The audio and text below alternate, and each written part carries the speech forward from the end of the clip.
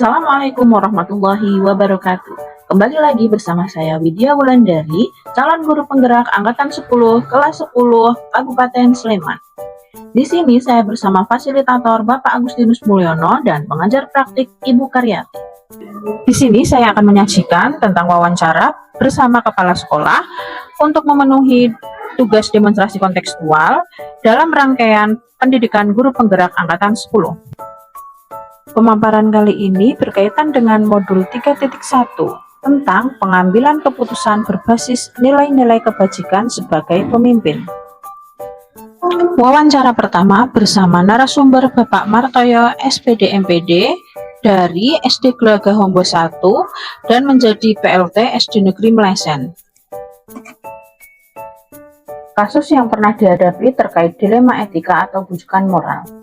Kasus yang pernah dihadapi terkait dilema etika atau bujukan moral oleh Bapak Martoyo adalah terkait dari salah satu guru yang kurang disiplin dalam melaksanakan tugas di sekolah.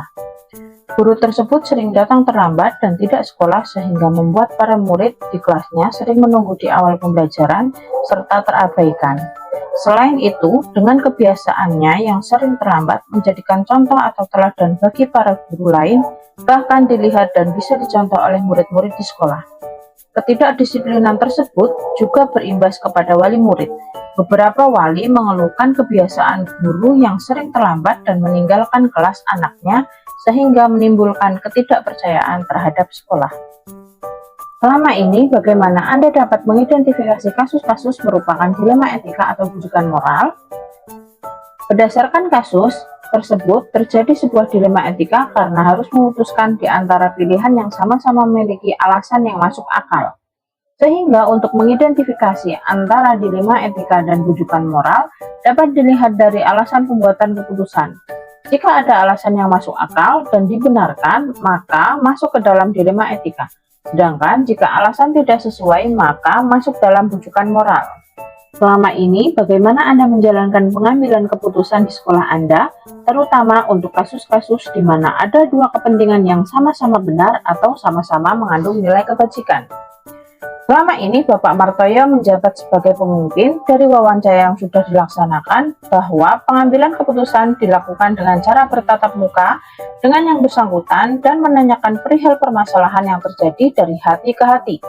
Lalu, beliau uraikan dan diidentifikasi permasalahan tersebut untuk mendapatkan pertimbangan dalam pengambilan keputusan. Langkah-langkah atau prosedur seperti apa yang biasa Anda lakukan selama ini?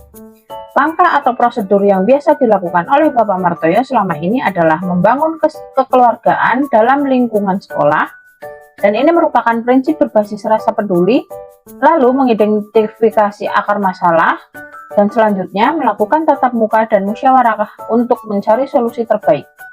Jika solusi sudah dijalankan namun tidak bisa membuahkan dampak yang positif, maka prinsip berbasis peraturan akan dilakukan.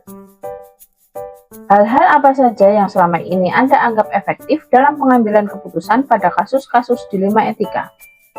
Hal yang selama ini dianggap efektif dalam pengambilan keputusan pada kasus-kasus dilema etika oleh Bapak Martoyo adalah mendengarkan dari berbagai sumber yang terlibat kasus tersebut, menjunjung tinggi unsur kekeluargaan atau kemanusiaan di dalam lingkungan sehingga terjalin komunikasi yang baik oleh stakeholder yang terlibat. Hal-hal apa saja yang selama ini merupakan tantangan dalam pengambilan keputusan pada kasus-kasus dilema etika? Hal-hal yang selama ini merupakan tantangan dalam pengambilan keputusan pada kasus-kasus dilema etika adalah problematika antara hati dan peraturan. Dengan kata lain, menyelesaikan kasus dengan prinsip berpikir berbasis rasa peduli atau berpikir berbasis peraturan. Apakah Anda memiliki sebuah tata kala atau jadwal tertentu dalam sebuah penyelesaian kasus dilema etika? Apakah Anda langsung menyelesaikan di tempat atau memiliki sebuah jadwal untuk menyelesaikannya? Bentuk atau prosedur seperti apa yang Anda jalankan? Dalam penyelesaian kasus dilema etika, Bapak Martoyo tidak mempunyai jadwal yang khusus karena langsung melakukan identifikasi masalah dengan yang bersangkutan dan diusahakan menyelesaikan dengan cepat dan tepat. Penyelesaian kasus tersebut dipertimbangkan dan disesuaikan dengan segala dampak serta resiko yang telah disepakati bersama. Adakah seseorang atau faktor-faktor apa yang selama ini mempermudah atau membantu Anda dalam pengambilan keputusan dalam kasus-kasus dilema etika? Selama ini yang mempermudah atau membantu dalam pengambilan keputusan dalam kasus-kasus dilema etika adalah para guru dan karyawan yang ada di sekolah serta rekan sejawat atau kepala sekolah lain dengan melakukan studi kasus. Dari semua hal yang telah disampaikan, pembelajaran apa yang dapat Anda petik dari pengalaman Anda mengambil keputusan dilema etika? Dari semua hal yang telah disampaikan, pembelajaran dari pengalaman dalam mengambil keputusan dilema etika adalah menyelesaikan masalah dengan cepat tapi tidak terburu-buru, karena masalah harus selesai dengan solusi yang tepat dengan segala resiko serta dampak yang sudah disepakati bersama oleh berbagai pihak yang terlibat. Selain itu, tidak semua yang kita anggap benar itu benar, karena harus dilihat dari berbagai sisi atau sudut pandang. Untuk wawancara yang kedua, narasumbernya adalah Ibu Siti Huzaimah, SPD SD, dari SD Negeri Kadisono 1. Kasus yang pernah dihadapi terkait dilema etika atau bujukan moral. Kasus yang pernah dihadapi terkait dilema etika atau bujukan moral oleh Ibu Siti Huzaimah adalah penerapan kedisiplinan di sekolahnya yang menyangkut untuk para guru, karyawan, dan peserta didik. Sebagian besar guru memiliki jarak rumah yang begitu jauh sehingga banyak maklum atas kehadiran yang melebihi jadwal jam masuk. Selama ini, bagaimana Anda dapat mengidentifikasi kasus-kasus yang merupakan dilema etika atau bujukan moral? Berdasarkan kasus tersebut, terjadi sebuah dilema etika yang ditandai dengan adanya pilihan sama-sama benar. Tidak ada bujukan moral dalam kasus tersebut karena tidak ada pelanggaran hukum yang terjadi. Sehingga untuk mengidentifikasi antara dilema etika dan bujukan moral, perlu dilihat dari tipe kasus dan pilihan yang muncul.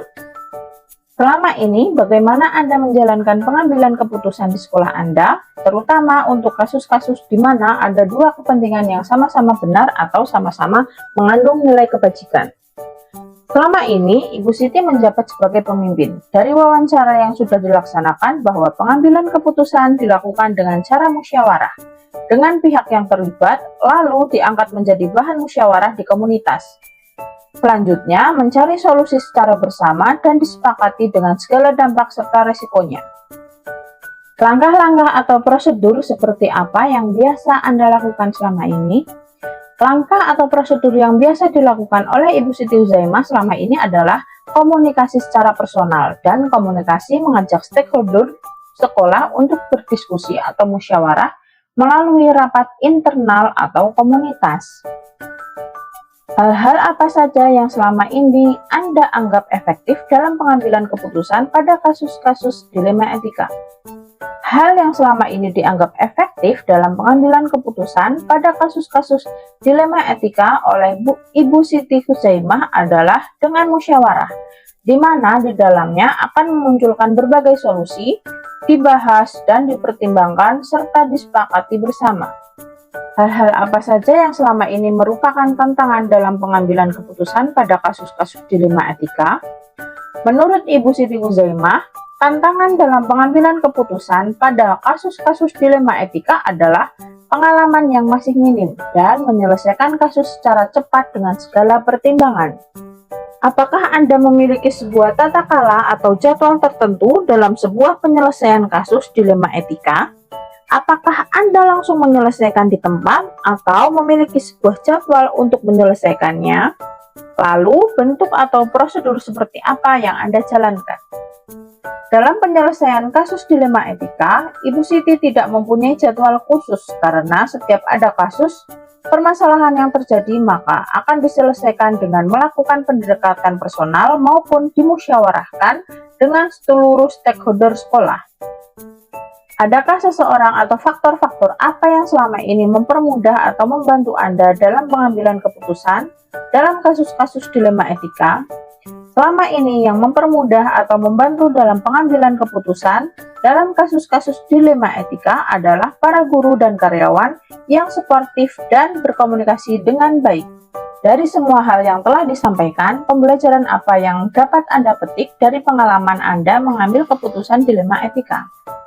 Dari semua hal yang telah disampaikan, pembelajaran dari pengalaman dalam mengambil keputusan dilema etika adalah setiap keputusan diambil dari komunikasi yang baik dan musyawarah dengan seluruh stakeholder yang terlibat di dalamnya, serta menyepakati menjalankan keputusan secara bersama dan bertanggung jawab.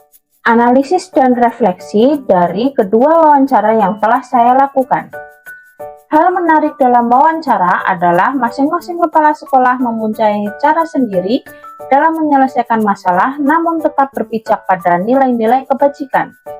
Pengambilan keputusan dilakukan dengan mengidentifikasi masalah, berdiskusi musyawarah, dan membuat keputusan secara bertanggung jawab.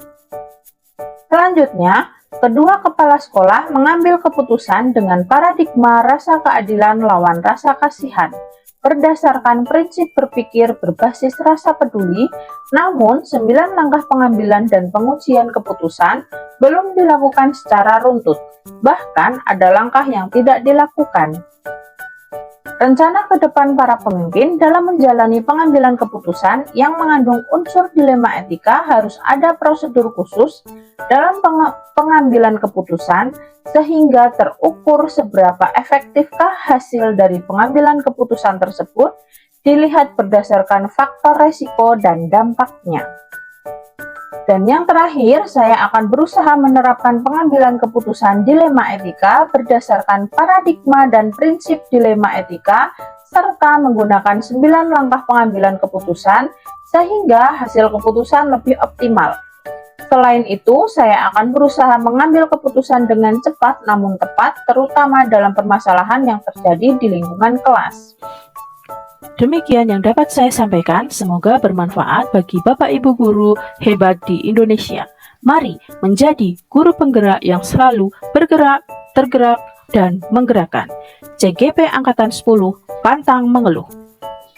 Wassalamualaikum warahmatullahi wabarakatuh.